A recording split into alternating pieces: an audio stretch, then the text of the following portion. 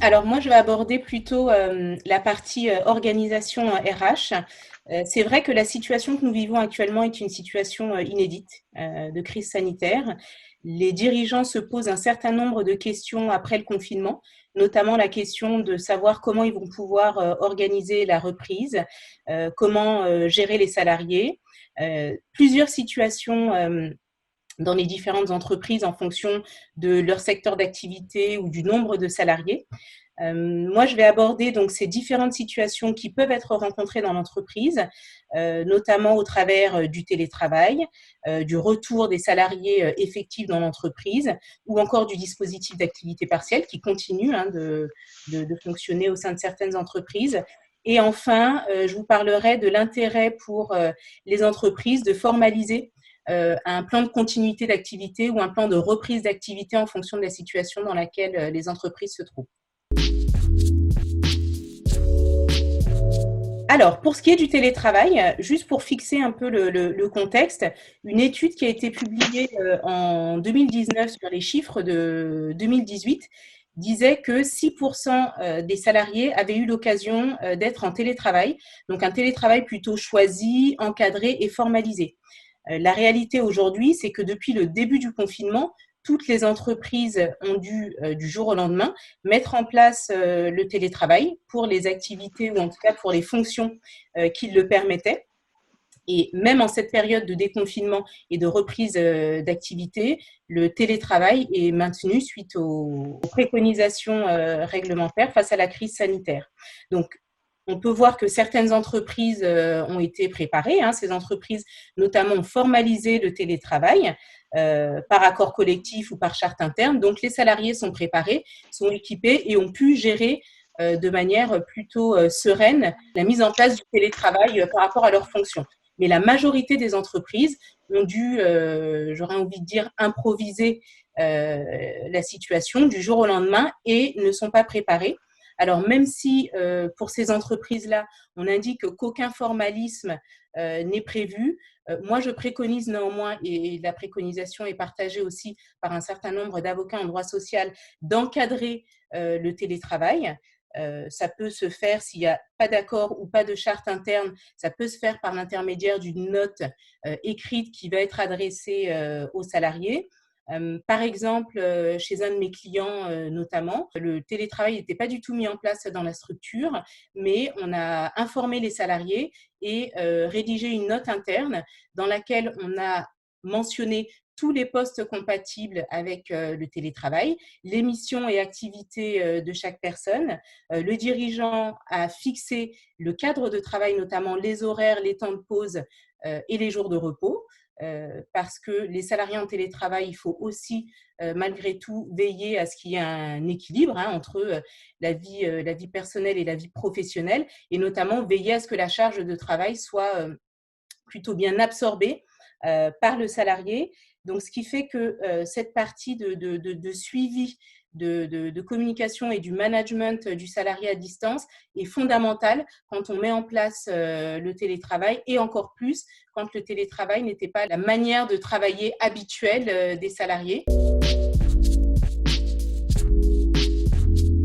Ensuite, une autre situation, c'est le salarié qui revient dans l'entreprise après, pour certaines entreprises, après plusieurs semaines ou plusieurs mois d'absence. Si le télétravail n'est pas possible, bien entendu, l'employeur, quoi qu'il en soit, doit s'assurer en amont d'avoir pris toutes les mesures pour assurer la santé et la sécurité des salariés. Ça, France Marquet vous en parlera plus en détail. Mais dans tous les cas, le dirigeant doit impliquer les salariés, les opérationnels, les représentants du personnel s'il en a, puisque dans les entreprises de plus de 11 salariés, il y a un comité social économique, et la préconisation, c'est d'impliquer aussi les représentants du personnel à cette démarche de prévention des risques. L'employeur doit aussi informer en amont les salariés avant la reprise de toutes les mesures qui ont été mises en place dans l'entreprise pour prévenir les risques, ce qui va permettre aux salariés d'être rassurés quand il va reprendre ses fonctions. Et puis la reprise se passe aussi après une phase d'accueil du salarié et puis d'information et de sensibilisation et de formation du salarié ou de nouvelles mesures qui sont prises en interne dans l'entreprise. Donc toutes ces mesures ont un impact sur l'organisation, ont un impact sur le travail. Et il s'avère que dans une grande partie des entreprises, eh bien, les équipes reprennent en effectif restreint avec des horaires adaptés ou une production et des missions et des activités qui sont adaptées forcément à l'effectif, à la situation. On a encore un grand nombre d'entreprises qui maintiennent l'activité partielle malgré la reprise. Alors, on a bien entendu toutes les entreprises qui sont fermées dans les secteurs d'activité comme l'hôtellerie, la restauration. Mais on l'a vu précédemment, les équipes qui reprennent en équipe restreinte, bien, le dirigeant a encore la possibilité d'avoir une partie de ses équipes en activité partielle puisque l'activité peut être ralentie du fait de ne pas avoir tous les effectifs. Donc, le dispositif d'activité partielle a été renforcé par rapport à la crise sanitaire, notamment en termes de délai d'acceptation. La Directe a un délai d'acceptation beaucoup plus court pour accepter les demandes d'activité partielle, donc de 2 jours. La durée d'activité partielle a été rallongée et passée à 12 mois. L'indemnisation de l'employeur a été renforcée, puisque l'indemnisation est de 100% maintenant. Et l'accès et la prise en charge des formations des salariés qui sont placés en activité partielle a été facilité. Un point d'alerte malgré tout, puisque aujourd'hui, au vu du nombre d'entreprises qui bénéficient du dispositif d'activité partielle, les Directs ont lancé un plan de contrôle au sein de certaines entreprises pour pouvoir s'assurer que l'activité partielle a été demandée à bon escient, que les représentants du personnel ont bien été impliqués, ont bien donné leur accord, puisque l'avis favorable des membres du CSE est obligatoire pour les entreprises de plus de 50 salariés, mais les Directs se sont aussi rendus compte que dans les entreprises de moins de 50 salariés et de plus de 11, là où le CSE doit être mis en place, il n'y avait pas d'avis de fournis. Donc, c'est aussi un point qui va être contrôlé par les équipes de l'inspection du travail et de voir également si certaines entreprises ne cumuleraient pas l'activité partielle avec le travail effectif ou le télétravail des salariés, ce qui est totalement interdit puisqu'on peut alterner activité partielle et télétravail ou travail en effectif dans l'entreprise, mais on ne peut pas le cumuler, bien entendu. Et puis, il y a également dans l'entreprise des salariés qui sont dans des situations un peu particulières, puisque soit elles sont considérées comme personnes étant à risque, susceptibles de développer une forme grave d'infection au Covid-19, donc personnes vulnérables, ou des personnes qui ne peuvent pas reprendre le travail parce qu'elles gardent encore leurs enfants qui ne sont pas scolarisés suite à la fermeture des établissements scolaires. Donc là, bien entendu, l'employeur doit avoir une vision avant la reprise des personnes qui seront en mesure de reprendre. Alors, il ne s'agit pas là de demander des détails sur la condition physique des salariés, sur leur maladie ou autre, mais bien de sensibiliser les équipes et les salariés quant à la possibilité pour certaines catégories de personnes de se rapprocher de leur médecin traitant ou du médecin du travail pour pouvoir bénéficier d'un arrêt, de ne pas reprendre l'activité dans l'entreprise pour pouvoir protéger ces salariés-là. Et dans ces conditions, les salariés, donc soit personnes vulnérables, soit les personnes qui ne peuvent pas reprendre le travail parce qu'elles gardent leurs enfants, bénéficient du dispositif d'activité partielle, puisqu'il n'y a plus d'indemnité journalière prise en charge par la sécurité sociale, mais bien l'activité partielle qui prend le relais maintenant depuis le 1er mai. Donc, soit ces personnes sont sur le dispositif d'activité partielle, soit elles sont en télétravail si la fonction leur permet de maintenir leur poste en télétravail. Alors, pour finir, le plan de continuité d'activité ou plan de reprise d'activité, en fonction de la situation de l'entreprise. Alors, qu'est-ce que c'est? C'est un document qui va reprendre en fait toutes les actions et les procédures à mener en cas de situation inédite, notamment en cas de crise sanitaire ou autre crise. Qui est concerné? Eh bien, j'aurais envie de dire toutes les entreprises. Il n'y a pas d'obligation de le mettre en place, mais en revanche, c'est fortement recommandé.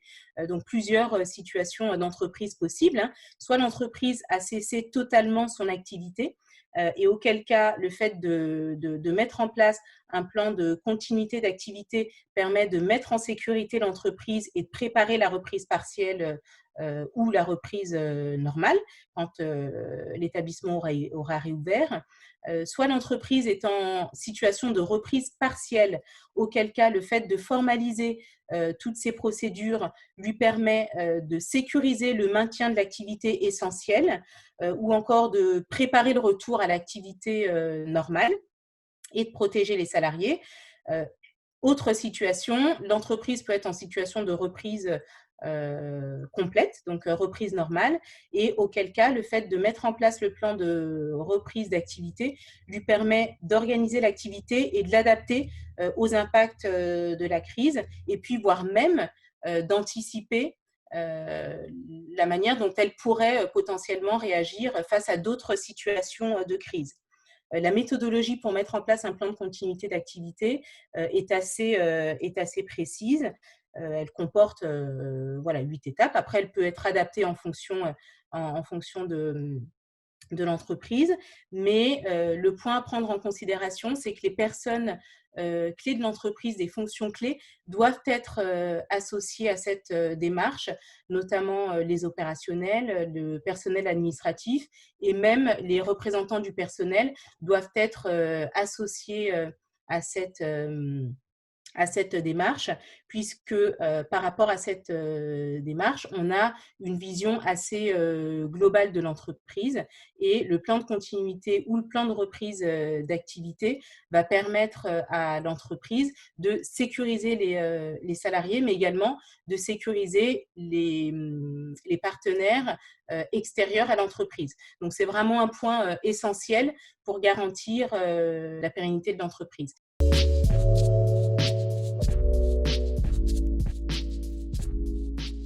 Donc effectivement, pour que les salariés aient envie de retourner au travail, il faut qu'ils soient en confiance et pour ça, il faut qu'ils se sentent en sécurité. Donc l'employeur devra mettre en place des mesures de prévention sur la base des principes généraux de prévention que je vais vous présenter juste après. On abordera également le document unique puisque c'est le document essentiel pour mettre en place ensuite un plan d'action. Et là, je vous donnerai des exemples concrets que vous pouvez mettre dans le cadre du Covid. Alors, l'employeur a pour obligation, d'après le Code du travail, d'assurer la santé et la sécurité physique et mentale des travailleurs. Donc, pour la partie mentale, je laisserai la parole à Marie-Blanche par la suite. Et pour ce faire, il va mettre en place donc des mesures de prévention en se basant sur les principes généraux de prévention.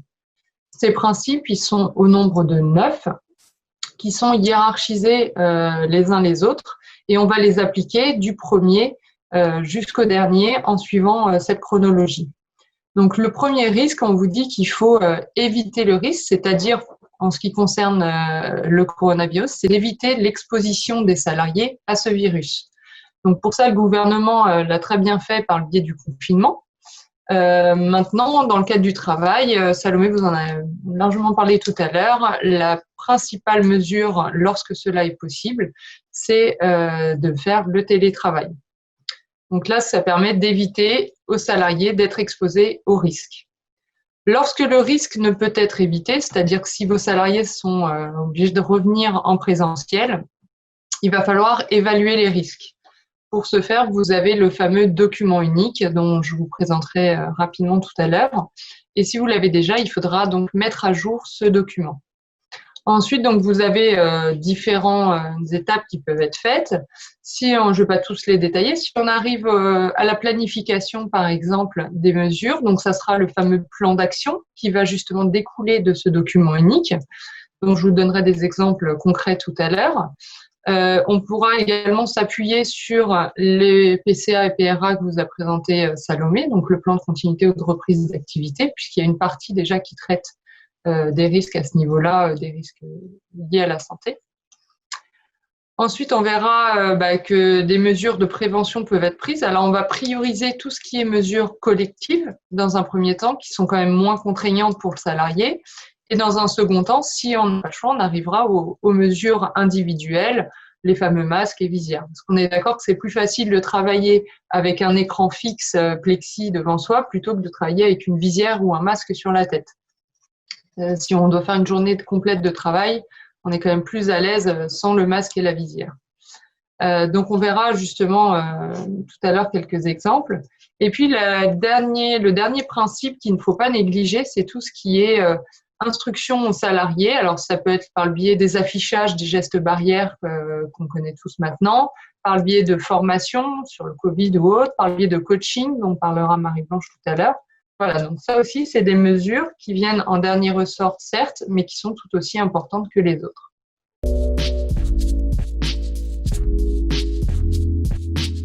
Voilà, alors si je parle plus concrètement du document unique, c'est un document qui est obligatoire depuis le décret de 2001 pour toute entreprise, collectivité ou association dès qu'il y a un salarié. Ce document va retranscrire le résultat de l'évaluation des risques qui aura été faite au sein de l'établissement. Alors, il peut avoir différentes formes. En général, ça se représente sous forme de tableau Excel. Vous avez des outils qui peuvent vous aider à les créer. Vous avez un arrêté qui vous décrit précisément le contenu de ce document. Alors, une fois qu'il est rédigé, il doit être tenu à disposition des salariés, mais aussi du médecin du travail, de l'inspecteur du travail et des agents de la CRAM, donc Caisse régionale d'assurance maladie. Donc, toute cette personne-là peut demander à consulter ce document. Donc, autant dire qu'il vaut mieux l'avoir. C'est un document qui est évolutif. C'est pas juste on le fait, on le range dans un placard. C'est quelque chose sur lequel vous devez vous appuyer régulièrement et puis que vous devez mettre à jour au moins, au minimum, annuellement, mais également lors de toute décision d'aménagement importante. C'est par exemple si vous faites une extension du bâtiment ou vous réaménagez les bureaux, etc. Et puis lors de l'apparition de nouveaux risques. Donc là, on est complètement dans le cas de figure avec l'apparition du Covid. Donc c'est pour ça qu'en ce moment, vous devez impérativement remettre à jour votre document unique, même si vous l'aviez déjà mis à jour en début d'année, par exemple. Là, vous devez intégrer le risque Covid. Alors, il se compose de 5 étapes. La première étape, c'est tout ce qui concerne la démarche de prévention. Donc, plus concrètement, c'est le fait d'identifier au sein de votre établissement des unités de travail. Alors, des unités de travail, ça peut être très large, ça peut être des unités plutôt géographiques, et là, vous allez faire par bureau. Ça peut être lié aux différentes activités que vous pouvez avoir, aux différentes tâches de votre activité. Ça peut être fait par service, voilà. En fait, là, ça va vraiment être personnalisé en fonction de votre structure. Deuxième étape, on va venir identifier les risques auxquels sont exposés les salariés dans chacune de ces unités de travail. L'identification, elle se fait par le biais d'observation, par le biais d'entretien avec les salariés et par le biais d'une analyse de l'activité.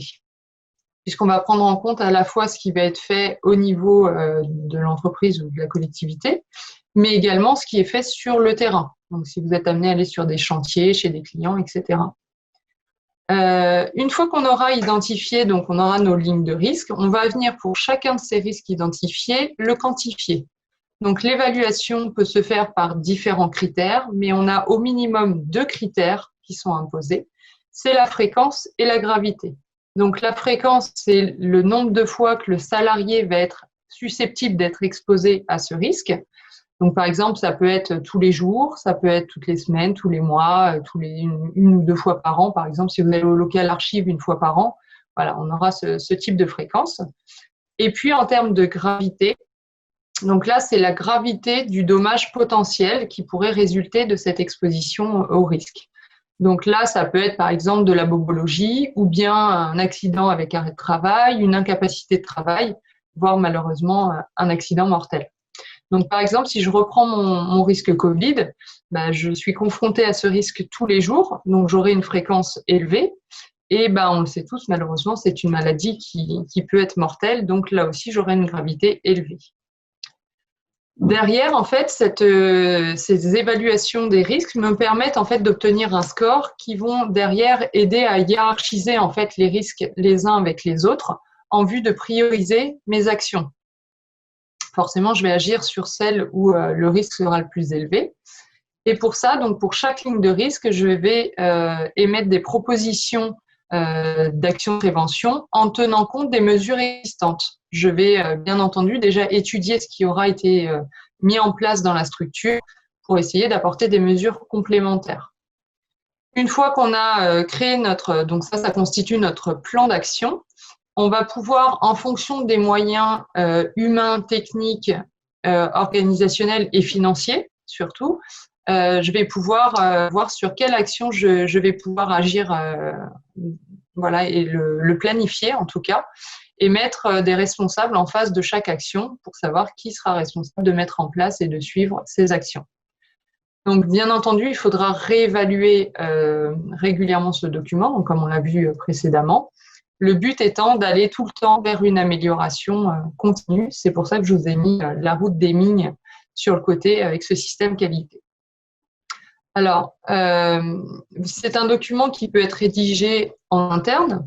Ça reste sous la responsabilité de l'employeur, mais vous pouvez également faire appel à un prestataire externe, comme par exemple les IPRP, donc intervenants en prévention des risques professionnels. L'avantage de faire appel à un prestataire extérieur, c'est que déjà, on a un regard neuf sur la situation, puisque vous avez tendance à passer devant les choses et ça devient une habitude. Donc, vous n'avez plus forcément ce regard critique, on va dire. C'est l'expérience que peuvent avoir les IPRP. L'objectivité, notamment au niveau de la cotation, ce qui n'est pas toujours le cas quand c'est sa propre structure. Et puis surtout, un gain de temps parce que c'est un document qui est assez chronophage à mettre en place, à rédiger. Donc, ça peut aider de faire appel à un prestataire extérieur pour ça. Alors, c'est pas tout, comme je vous le disais, de créer ce document. C'est que vraiment, vous devez vous appuyer dessus pour mettre en place votre démarche de prévention. Donc, une fois qu'on a nos préconisations, on met en place le plan d'action. Et pour que ce plan soit efficace, pour que les mesures soient acceptées, il faut intégrer les équipes. Donc, il faut vraiment qu'il y ait un accompagnement des équipes et qu'il y ait une acceptation de l'ensemble de la hiérarchie. Derrière, il va falloir revoir l'organisation, faire un plan de communication également pour pouvoir continuer cette évaluation des risques et donc prévenir les accidents de travail ou maladies professionnelles. La mission de l'IPRP ne s'arrête pas forcément qu'à la rédaction du document unique. Il peut être là également pour vous accompagner dans la mise en place de ce plan d'action. Alors, voici quelques exemples d'actions qu'on peut mettre en place dans le cadre du Covid, puisque là, c'est ce qui nous intéresse particulièrement en ce moment. Alors, quelques règles d'hygiène, bien entendu. Vous pouvez, par exemple, mettre en place une procédure d'accueil. Cette procédure, ça peut être, vous indiquez à toutes les personnes, que ce soit les salariés, les clients, les fournisseurs ou autres, tous ceux qui pénètrent dans votre établissement, vous leur demandez, vous mettez par exemple un pot de gel hydroalcoolique à l'entrée, vous leur demandez systématiquement de se désinfecter les mains. Et si vous avez souhaité imposer par exemple le port du masque dans votre établissement, ça peut être de mettre à disposition également un masque en demandant que toutes les personnes qui rentrent dans l'établissement se désinfectent les mains et portent le masque pour se mettre ensuite dans l'établissement.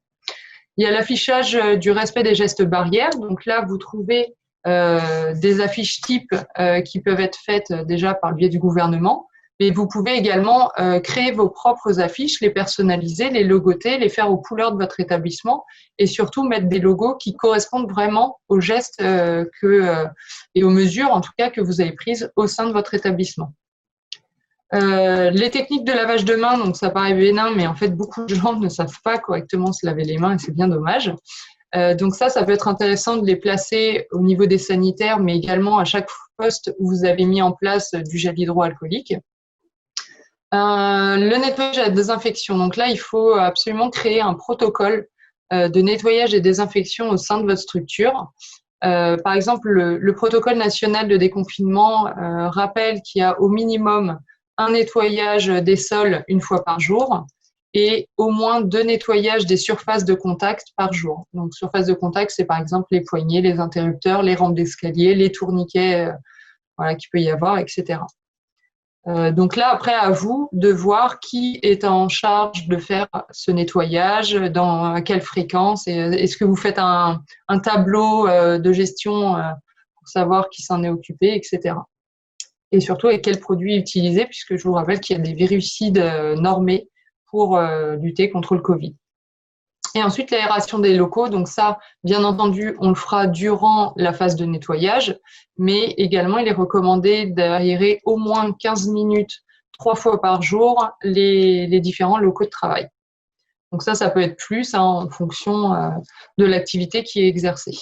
Donc voilà quelques mesures d'hygiène. Il y a d'autres choses qu'on peut mettre en place. Après, c'est vraiment du cas par cas. Au niveau de la distanciation sociale, donc ça c'est le mot à la mode en ce moment, mais effectivement il a toute son importance puisque c'est la mesure principale. Donc on l'a vu favoriser au maximum le télétravail. Vous savez tous maintenant cette distance des 1 mètre. Alors c'est 1 mètre dans chaque direction, ce qui représente une surface de 4 mètres carrés par personne. Alors il existe tout un calcul à faire pour savoir combien effectivement on peut mettre de personnes dans une pièce en fonction de la superficie et de la surface utilisée. On va limiter du coup de ce fait le nombre de personnes par local. Je pense notamment aux réfectoires, aux sanitaires, mais aussi aux ascenseurs, où il faut penser à mettre un affichage pour dire le nombre de maximum de personnes autorisées à la fois. Éventuellement faire un système de rotation au niveau des horaires, de prise de travail, mais également de fin de travail, du coup, puisqu'on décale tout le monde. Peut-être faire des systèmes de rotation également le midi ou lors des pauses pour éviter d'avoir une accumulation de personnes en salle de repos. Mettre peut-être en place différents services également, sachant que tout ce qui est micro-ondes collectifs, par exemple, sont à proscrire dans la mesure du possible. Il y a des choses comme ça qu'il faut éviter, donc à voir ce qui est faisable de faire. Peut-être éventuellement la prise de repas au poste de travail peut être une solution provisoire, sachant qu'il ne faut pas que ça crée de nouveaux risques. Donc attention aux risques bactériologiques, biologiques derrière. Donc pensez après à désinfecter le poste.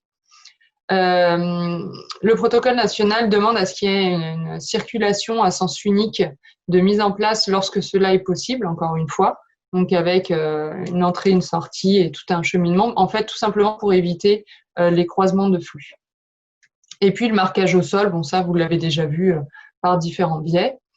Et pour finir, donc l'organisation de travail, c'est bien entendu que chacun dispose de son propre matériel. On va pas chercher la graffeuse du voisin. Ça, c'est fini. Chacun doit avoir son matériel. Vous pouvez également fournir un kit Covid à vos salariés. Donc, par exemple, un kit avec un certain nombre de masques si vous l'avez imposé, ou en tout cas si c'est des personnes qui peuvent être proches du public.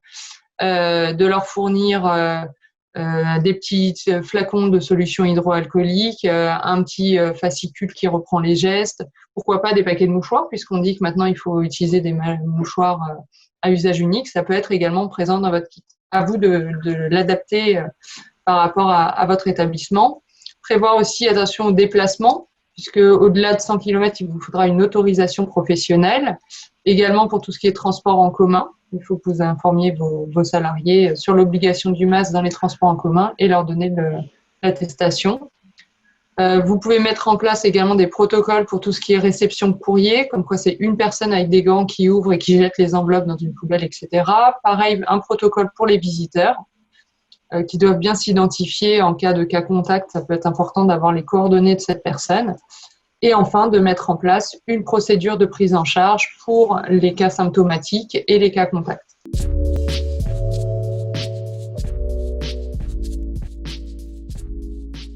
Je vais vous parler de la gestion du stress post-confinement.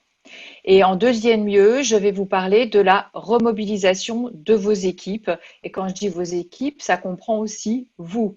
Et donc, ça comprend tous les échelons de la chaîne hiérarchique dans une structure et parfois on l'oublie. Mais j'y reviendrai.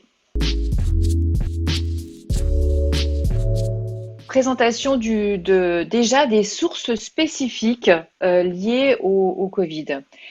Avant de les regarder avec vous plus en détail, mais vous les avez sur la présentation, donc vous pourrez les relire, je voudrais vous remettre un contexte plus général, c'est-à-dire que France a vraiment expliqué que dans le document unique, on fait un focus sur les risques psychosociaux et les entreprises, souvent comme un iceberg, voient la partie immergée qui sont les arrêts de maladie, les personnes qui souffrent au niveau physique, mais il y a aussi une souffrance à l'intérieur qui est une souffrance psychologique et mentale. Cette souffrance, elle était déjà là chez certaines personnes et la crise sanitaire, le Covid, a fait émerger ces souffrances, c'est-à-dire qu'elles étaient déjà là. Et c'est peut-être aussi déjà d'en prendre conscience que il va y en avoir des nouveaux, mais il y en avait qui étaient déjà là et qui vont être mis sous une loupe, qui vont devenir plus visibles. Notamment, par exemple, la peur. Il y a des gens qui sont peut-être d'une manière assez régulière, des gens stressés, angoissés, remplis de doutes. Simplement, cette période extrêmement difficile a fait encore plus émerger des traumatismes et notamment des situations post-traumatiques. Il faut savoir que l'évaluation, c'est qu'il y a à peu près 50% de la population, hein, en gros, hein, qui a eu un traumatisme dans sa vie. Quand je parle de traumatisme, c'est un traumatisme psychologique. Ça peut être un accident de voiture, ça peut être avoir subi une violence. Aux États-Unis, ça monte jusqu'à 80% parce qu'ils ont les armes. Nous, on est protégés, il n'y a pas d'armes. Sauf quand il y a un métier dans lequel on est obligé d'être confronté aux armes à feu. En tout cas, les traumatismes sont là et ils vont être révélés. Pourquoi la peur en premier? Parce que tout simplement, on a été confronté à la peur de la mort. Donc, c'est l'instinct de survie le plus primaire que nous avons tous. Quand on sait qu'on va mourir, mais n'empêche qu'on passe notre vie à faire en sorte de vivre, et heureusement. Et donc, ça a réveillé ça. C'est totalement inconscient. Et comme c'est inconscient, il n'y a pas besoin que ça soit proche de nous. Donc, c'est-à-dire une personne qui va regarder une information à la télé sur la mort peut se sentir autant touché que quelqu'un qui a un proche qui décède. Nous ne sommes pas égaux face à ça. Et j'y reviendrai, l'acceptation, l'écoute, le fait d'être tolérant vis-à-vis de ça est très important. Nous n'avons pas la même façon d'aborder les choses et il est nécessaire d'être un maximum sans jugement et en bienveillance par rapport à ça. Le stress, je vous l'ai dit, je vous le redis, mais il y a aussi le stress de la charge mentale parce que on parle de reprise, mais il y a beaucoup de gens qui ne se sont pas arrêtés. Il y a même des gens qui se sont retrouvés encore avec beaucoup plus d'activité et de pression qu'en temps normal. Donc, attention aussi aux mots qu'on pose en tant que manager, en tant qu'accompagnant ou même en tant que collègue. J'ai entendu parfois des gens parler de vacances.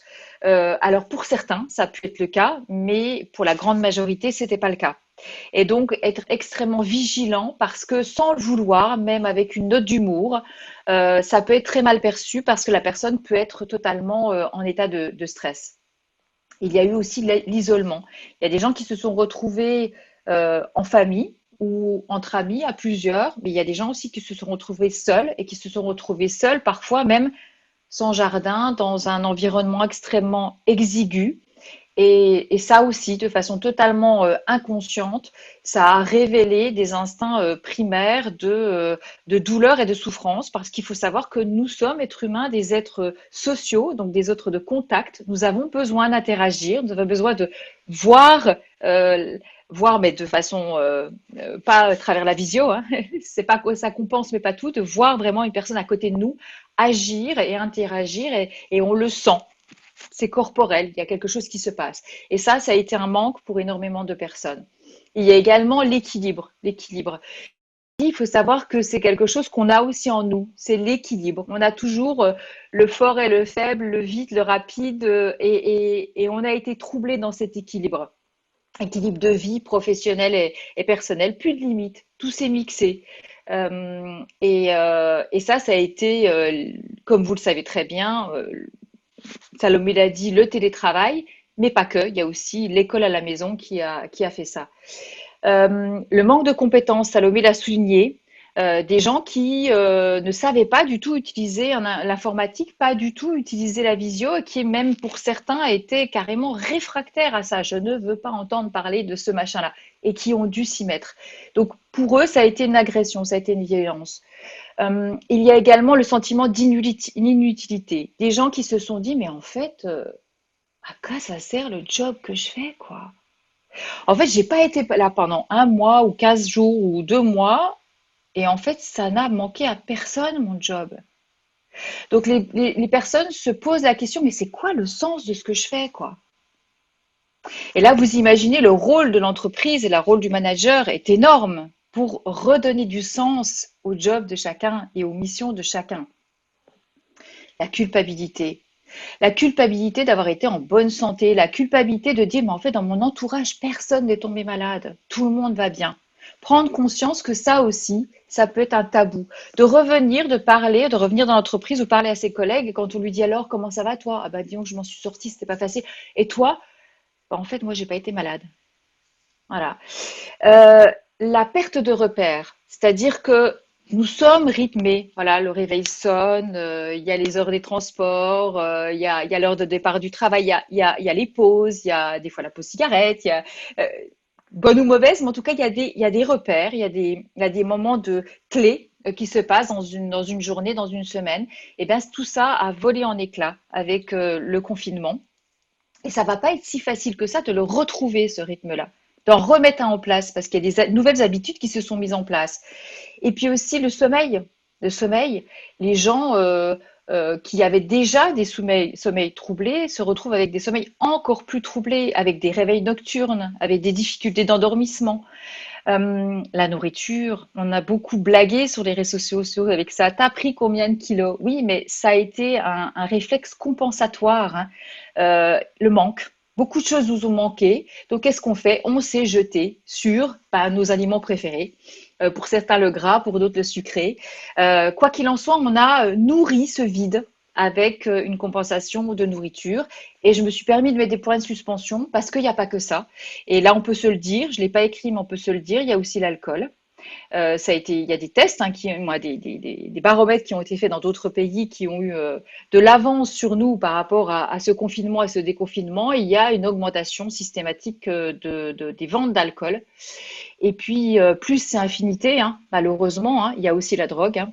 Il faut savoir que tout ça a eu une grande place aussi dans le Covid. Donc, vous pouvez imaginer que quand les gens reviennent au travail, que ce soit en visio parce vous faites perdurer le télétravail ou de manière physique, les gens vont revenir avec tous ces traumatismes-là.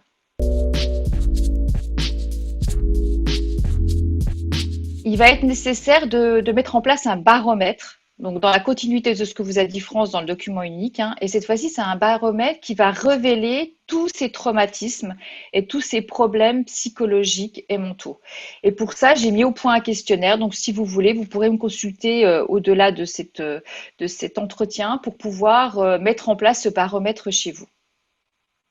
Donc, l'avantage de ce baromètre, c'est qu'il vous donnera un score. Comme l'a dit France, il y a des scores possibles de son côté au niveau des accidents. Moi, ça sera un score qui sera mental, psychologique, hein. Donc, ça va être des réponses à des questions de façon totalement anonyme grâce au fait que vous passez par un organisme comme moi.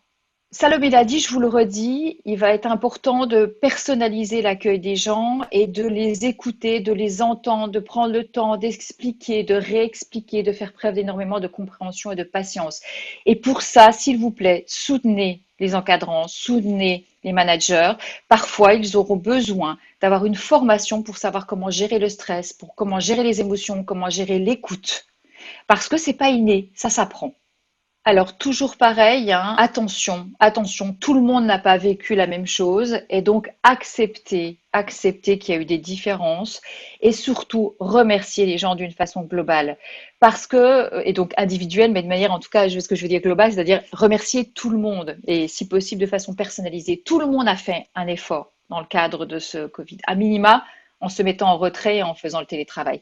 Donc, prenez le temps d'étudier chaque dossier, j'allais dire, de vos collaborateurs et de les remercier pour les efforts qu'ils ont déployés, valoriser l'autonomie qu'ils ont eue lors de ce Covid pour pouvoir se mettre en retrait ou participer à distance avec le télétravail ou peut-être, et très souvent, ces gens ont fait des actions de bénévolat, ont peut-être appelé leurs collègues, donc valorisez ça, prenez soin de ça et profitez aussi de prendre le temps de regarder les bonnes pratiques. Qu'est-ce qu'on a fait qui était bien et qu'on pourrait continuer de faire? Instituer de nouvelles façons de faire. Et inversement, les choses qui ont un peu cloché, eh ben, en deuxième temps, oser en parler tous ensemble et puis se dire, ben ça, on met des choses en place pour que ça ne se place plus. Communiquer régulièrement, il vaut mieux trop informer que pas assez, tout simplement. Pourquoi? Parce que sinon les gens vont si vous ne le faites pas, les gens vont se sentir laissés, délaissés dans l'insécurité et vous allez laisser la place à des rumeurs, des interprétations. Donc communiquer. Faites attention à la surcharge de travail. Les gens ont beaucoup travaillé. Comme je vous l'ai dit, peut-être en bénévolat, en tout cas à la maison, en télétravail, et puis peut-être l'école à la maison, voire autre. Les gens sont fatigués. Ils vont revenir fatigués. Donc, faites attention. J'ai déjà entendu des personnes autour de moi qui malheureusement ont dit, bon ben, quand vous allez revenir, là, il va falloir mettre un coup de collier quand même, hein, parce qu'après ces 2 mois à rien faire, là maintenant, on va bosser. Non, faites attention. Les gens vont avoir besoin de reprendre un rythme progressif. Donc, pareil, il y a des possibilités de faire des formations pour ça, hein, de gestion du temps, du stress et des priorités. Restaurer le collectif et repositionner le management parce que les managers ont été éloignés de leurs équipes et ça n'a pas été simple. Certains n'avaient jamais eu de formation de comment manager à distance. Donc ça, c'est pareil. Accompagnez-les, osez leur demander comment tu t'es senti dans cette période. Est-ce que tu as besoin que je te forme pour mieux savoir gérer à distance et former à distance? Les tensions, parlons-en. Il y avait peut-être avant des tolérances sur une personne qui ouvre la fenêtre, qui aime la clim, qui n'aime pas la clim, qui part plusieurs fois en pause, qui part pas en pause. Vous voyez, toutes ces tolérances, il faut savoir que maintenant, il va y avoir une intolérance. Tout simplement parce que les gens sont à vif, à fleur de peau. Les émotions ont été exacerbées. Donc, accompagner vraiment ce post-confinement, sinon vous allez encourir des risques de violence entre les gens, de violence verbale, voire violence physique. C'est-à-dire on va peut-être en venir aux mains par agacement, par manque de patience. Si vous prenez soin de tout ça, vos équipes seront mobilisées et seront motivées. C'est-à-dire que vous aurez répondu à leurs besoins. Si vous ne le faites pas, ils seront démotivés. Donc, ce que j'ai envie que vous preniez conscience, c'est que la motivation, elle est intrinsèque, c'est-à-dire elle est propre à chaque personne. Vous ne pouvez pas créer la motivation des gens, elle est là. Par contre, vous pouvez créer la démotivation, c'est-à-dire que vous pouvez leur faire perdre cette motivation. Donc, plus vous allez mettre en place des actions préventives et du soin vis-à-vis de ces gens, plus vous allez nourrir et soutenir leur motivation. Au-delà des besoins, et c'est pour ça que je vous ai mis ça sur ce document, il y a des choix inconscients qui sont des choix cognitifs et qui dépendent du profil comportemental de chaque personne. Et par rapport au profil de chaque personne, les personnes vont soit rechercher à atteindre quelque chose, donc à atteindre un succès, ou à éviter un échec. Il y a un système de préférence qui est inconsciente. Et plus vous connaîtrez vos équipes, plus vous saurez comment soutenir leur motivation et surtout ne pas les démotiver. Il y a de nombreux outils pour ça. Moi, j'utilise le profil disque arc-en-ciel, mais il y en a d'autres. Prenez le temps d'utiliser ces outils pour mieux connaître vos équipes.